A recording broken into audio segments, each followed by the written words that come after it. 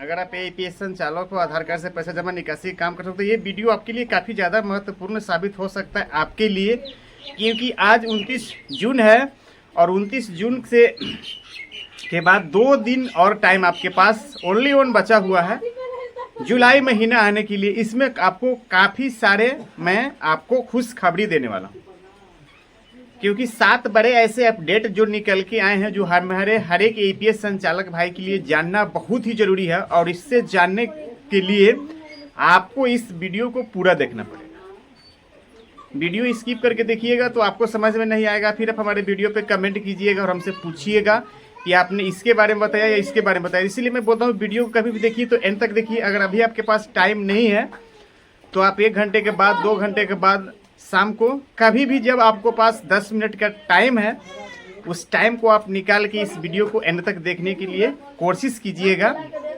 उसमें काफ़ी सारे 7 बहुत बड़े अपडेट निकल के आए हैं। ऐसे 7 जानकारी जो है मैं आपके साथ में शेयर करने वाला हूं, जिसमें कुछ ऐसे जानकारी है जिससे आप बहुत ज़्यादा खुश हो जाओगे और कुछ ऐसे जानकारी है जो रिटेलरों भाई को पता नहीं है।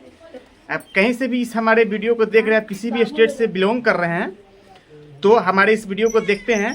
तो चलिए करते हैं वीडियो के स्टार्ट। और सबसे पहले दोस्तों मैं बताना चाहता हूँ कि सबसे पहला जो अपडेट है वो कल से ही लागू हो गया है। मैंने उसके ऊपर कल एक और ऑलरेडी वीडियो बना के अपने चैनल पर डाला हुआ था कि अब 2 फैक्टर ऑथेंटिकेशन 2FA, जैसे कि आप ग्राहकों का पैसा विड्रॉल करने में आपको बार बार फिंगर लगाने की ज़रूरत पड़ता था, लेकिन दोस्तों 28 जून से उसको बंद कर दिया गया है। आप किसी भी कंपनी का एपीएस संचालक हो तो आपको पता होगा कि अब आपको सुबह एक बार ही अपना आपको रिटेलर आईडी लॉगिन करना है। चाहे आप स्पाइस मनी चलाते हो या पेनियर बाई चलाते हो या डोकमा सॉफ्ट चलाते हो, रोवाइनर चलाते हो, जो भी आप एपीएस चलाते हो, तो आपको सुबह दिन में एक बार ही आपको वेरिफिकेशन करके आपको फिंगर लगाना है। और उसके बाद फिर आपका आईडी दिन भर कोई भी आपका फ्रेंड हो चाहे जो भी है वो आपका आईडी या आपका स्टाफ है वो आईडी चला सकता है। सबसे पहला जो ये अपडेट है जो कल से ही लागू हो गया है, ये जून के महीने से ही लागू हो चुका है 28 तारीख से। और जिनकी आईडी में ऐसा शो नहीं कर रहा है वो मुझे नीचे कमेंट करके जरूर बताना। चलिए बढ़ते हैं दूसरी अपडेट की तरफ और आपको बताते हैं। दूसरी अपडेट दोस्तों ये है कि 31 जुलाई 2024 तक आईटीआर फाइल करने की लास्ट डेट है।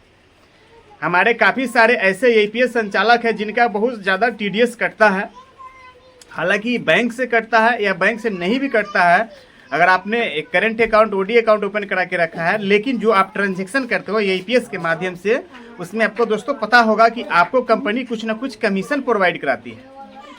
जैसे आप 3000 रुपये निकालते हो तो आपको 10 रुपये 12 रुपये इस तरह से करके कमीशन मिलते हैं। तो कमीशन के बेसिस पे दोस्तों आपको इनकम टैक्स डिपार्टमेंट से जो टीडीएस कटता है वो पैसा सीधे इनकम टैक्स डिपार्टमेंट के पास चला जाता है। तो आप आईटीआर फाइल करते हो तो वो पैसा आपका रिफंड आ जाता है दोस्तों।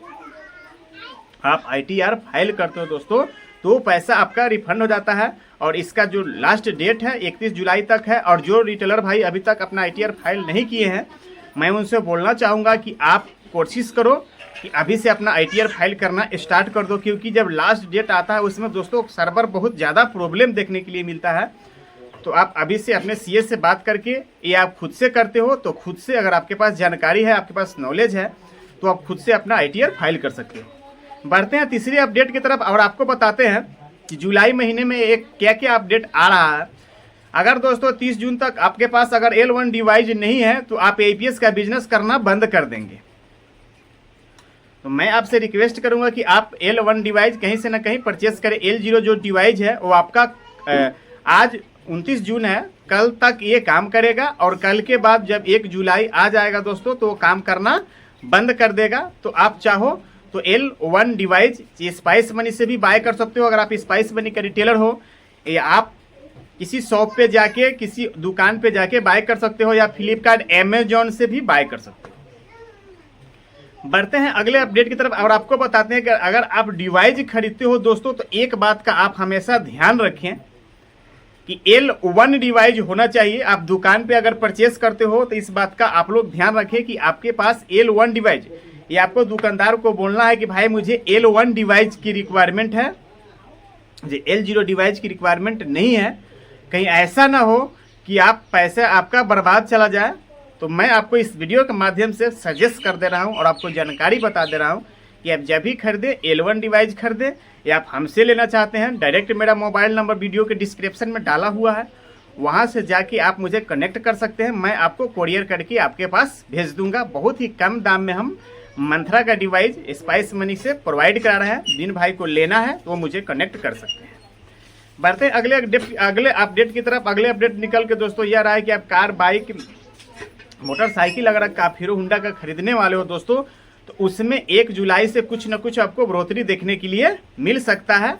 इसका अभी कोई खुलासा नहीं किया गया है। बढ़ते हैं अगले अपडेट की तरफ। जो APS संचालक हैं, कुछ ऐसे APS संचालक जो मैंने वीडियो के पहले ही बताया था कि कुछ ऐसे जानकारी मैं आपके साथ में शेयर करने वाला हूं जो आप नहीं जानते हो, क्योंकि 2024 आने के बाद जितने हमारे APS में चेंजेस हुआ है, जितने लोगों का दुकान बंद हो गया है, वो सब कुछ फिर से खुलने की बारी आ गया है।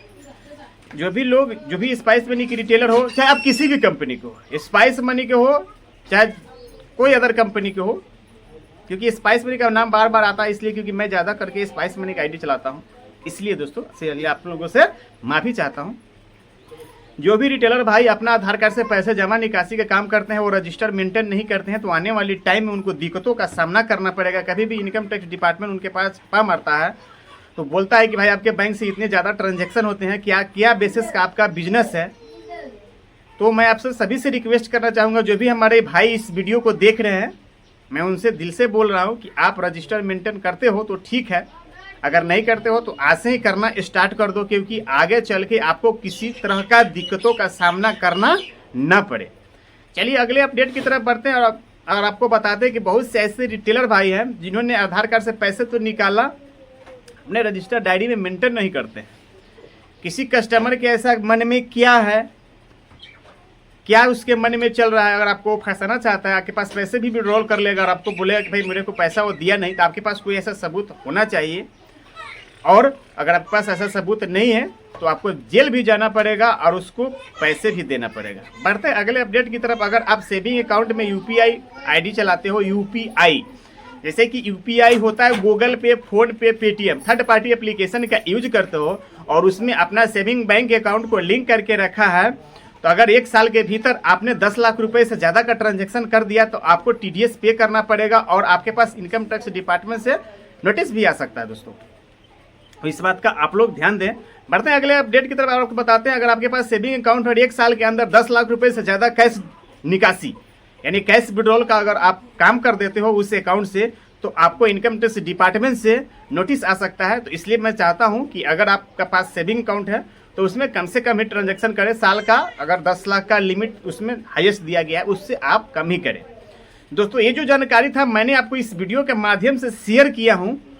तो आपको दोस्तों वीडियो पसंद आया होगा तो लाइक करना, ना पसंद आया होगा तो डिसलाइक करना। और जिन जिन बातों का मैंने आपको बताया उस बातों का आप लोग ध्यान रखें। खास करके L1 डिवाइस परचेस करें, L0 परचेस ना करें। दोस्तों मैं वीडियो समाप्त करने से पहले भी आपको बता देता हूं, और चाहो तो इस वीडियो को अपने फेसबुक पे, व्हाट्सएप पे अपने दोस्तों के साथ शेयर कर सकते हो। अगर दोस्तों इस वीडियो से रिलेटेड अगर आपके मन में फिर से कोई सवाल घूम रहा है, झट से मुझे नीचे कमेंट करके पूछ सकते हो। और इस तरह का चटपटी खबरों देखने के लिए हमारे चैनल शिवटेक न्यूज को चाहो तो सब्सक्राइब कर सकते हो।